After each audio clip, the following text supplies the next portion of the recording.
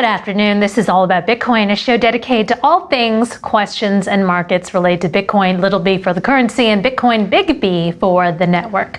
A collective journey to understand, apply, and use this innovation, all Bitcoin, all the time. I'm your host, Christine Lee. Taking a look at our top stories, the Federal Reserve is holding rates near zero, releasing the decision just 30 minutes ago, but several FOMC's members are projecting rate increases as early as next year and perhaps a second rate increase by the end of 2023. U.S. major benchmarks are seeing red.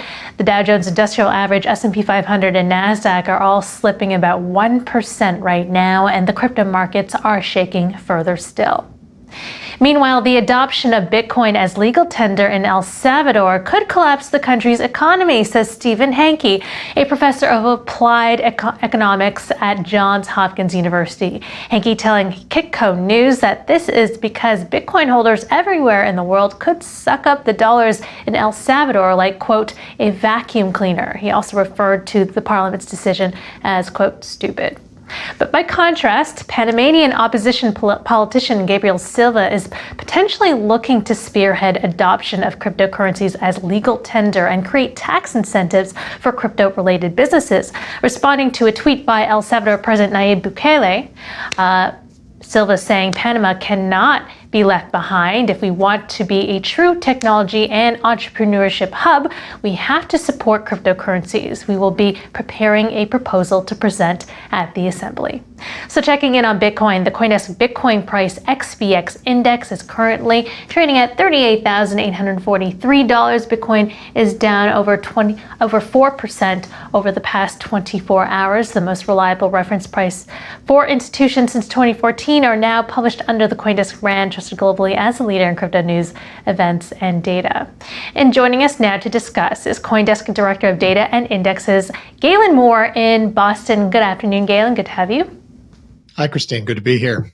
Good to see you. All right. So first off, let's get your reaction to the Federal Reserve's latest decision. Rates will stay at near zero, but it appears the prospect of rate hikes happening earlier than expected are setting jitters through the market. What's your reading?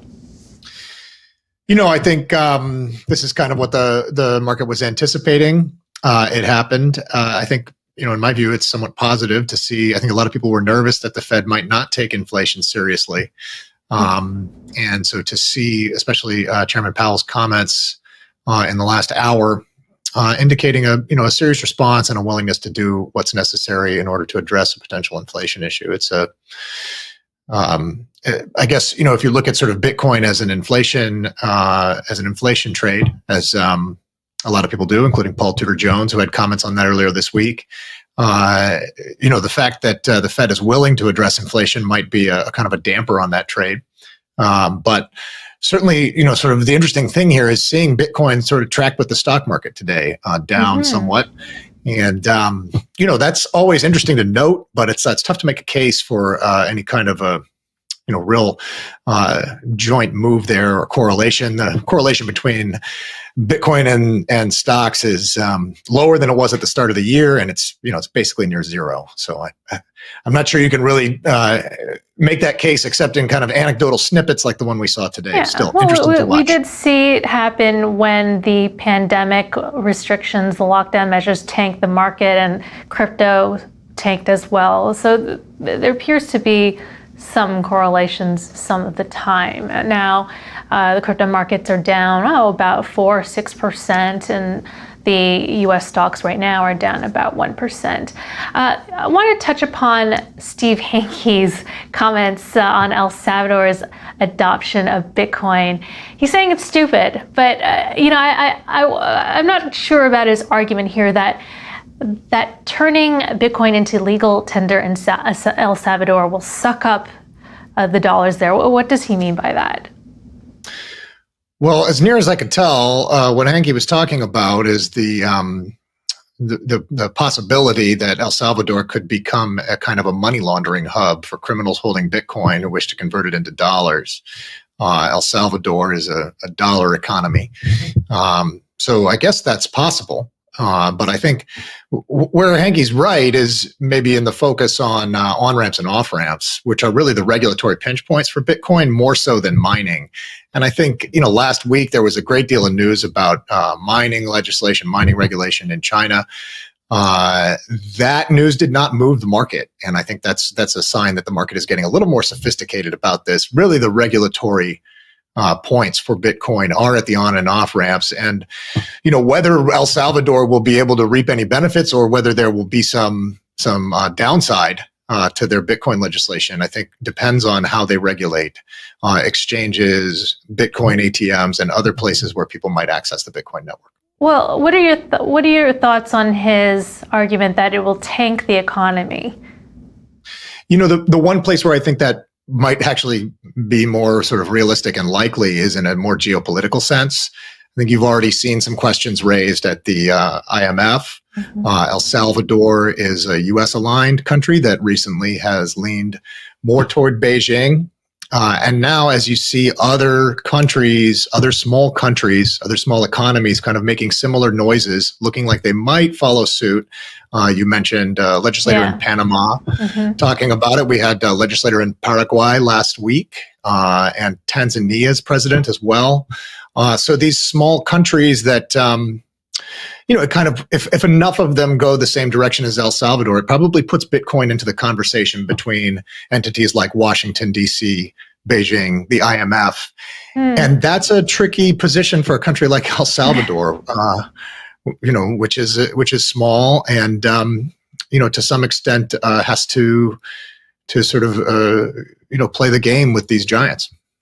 It's a tricky situation for Bitcoin bulls as well, such as Michael Saylor, a CEO of MicroStrategy, who just raised another $500 million worth of senior notes to buy up more Bitcoin. And I had a chance to speak with him the other day. He's trying to make the argument that Bitcoin is the payments rails for the US dollars. But if that is the case, then I wonder, well, then why need the US dollar if you're using Bitcoin as the payments rails? Why need fiat in any event? So I see these kind of arguments being made.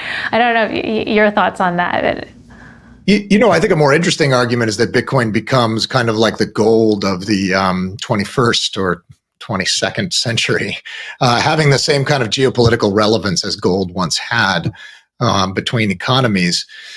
Bitcoin becoming a payments rail, I would say that Ethereum is far closer to that prospect. Ethereum being the primary network for stablecoins like Tether, USDC, and DAI, being able to sort of get in and out of a dollar-denominated cryptocurrency, dollar-pegged cryptocurrency, is the a kind of path where you see kind of different flavors of the dollar emerging. Your Tether for speculation on offshore exchanges, your USDC for speculation on onshore exchanges, DAI for lending and DeFi uses. I think that's a pretty interesting world emerging, but to date, it's not been emerging on the Bitcoin network. Right. And Bitcoin is being used to be wrapped on the Ethereum network. So see how that develops. And we've seen that, right? We've seen that use rise a great deal. And I think we'll continue to see that.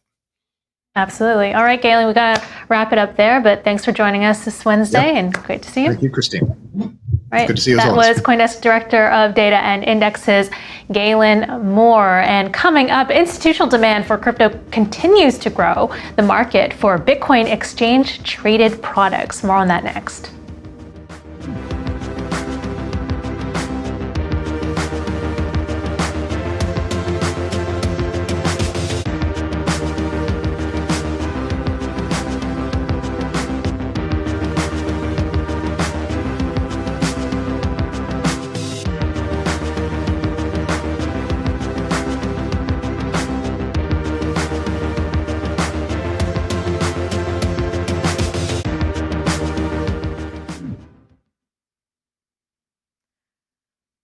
right, with Bitcoin prices retreating over the past month, crypto traders have increasingly tokenized BTC into synthetic versions compatible with the Ethereum blockchain, where they can be deposited for extra yield on decentralized finance platforms. The number of Bitcoins locked on the Ethereum blockchain via wrapped Bitcoin, or WBTC, a DeFi protocol leveraged to convert BTC into ERC20 tokens, represented in the teal color there. Well, that's been increasing to a record of almost 190,000 BTC, according to Arcane Research. The tally has increased fourfold in the past 12 months to a record 1% of Bitcoin's circulating supply. The trend shows how some savvy crypto traders have pivoted to salvage or maintain returns even as Bitcoin's price tumbled by 35% last month. Arcane Research saying, quote, in total, 240,000 BTC has now been tokenized into Ethereum protocols. WBTC remains the most popular option for tokenized BTC and accounts for 80% of all the BTC at work in Ethereum. Meanwhile, Britain has been greenlighting a number of Bitcoin exchange-traded products on the AQUIS exchange. Switzerland-based investment product provider 21 Shares has a listing that is imminent, and earlier this month, ETC Group launched their own offering. And joining us now with more is ETC Group CEO Bradley Duke. Welcome, Bradley. Thank you very much. All right, Bradley, so we're starting to see Bitcoin ETPs and ETFs spring up like mushrooms, it seems. ETC has further listings in Germany and Switzerland. WisdomTree, VanEck, 21 Shares have all received approval to list ETPs on the Euronext stock exchanges in Paris and Amsterdam. And Norway's Arcane Crypto just announcing they'll list an ETP with Valor later this year. But the Bitcoin market has nosedived about 40% from its all-time highs of about 64,000 earlier this year. Can demand keep up with the supply being created of these ETPs? Well, I mean, look, that's an interesting question, and famously the supply of Bitcoin is fixed, as we know, at 21 million total coins, and so the only part of the supply demand equation that's where there's any activity is on the demand side, and products like BTC, our Bitcoin ETP enables the institutional investor to invest directly in Bitcoin. Whenever there is a purchase of an ETP like ours, which is 100% backed by Bitcoin, there has to be a purchase of Bitcoin. So that does these are products that are enabling institutional demand into the space where they may be otherwise not permitted to purchase an unregulated asset. Mm-hmm. Well, reflecting on the Fed's latest announcement, if inflation is a hedge against Bitcoin, which may cause a lot of institutions to invest in your ETPs, what are your thoughts on if the Fed does hike rates next year, or earlier than expected? Right. Well, there's the expectation, pretty much across the board, that given, this is not just in the US, but in developed markets around the world, all major currencies, there is a threat to all major currencies because of the increase in money supply that has been used to fund the stimulus packages related to the coronavirus pandemic, and jumpstarting business around the world as a result. And we've seen expansion of the money supply at levels that we haven't seen before. So there is a real threat of inflation rising, and increasingly institutional investors sees Bitcoin as a hedge, as a safe haven, which is quite a turnaround from the way the world looked at Bitcoin about 2 years ago, or even a year and a half ago, where it was seen as as a bit of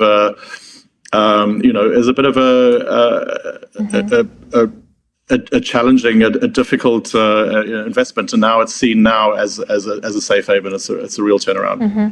You mentioned that institutional investors are investing in ETPs rather than directly with Bitcoin itself, and that may be for some regulatory reasons. But I wonder, with El Salvador and a lot of Latin American countries talking about Bitcoin as legal tender, I wonder if that changes the perception of Bitcoin at all.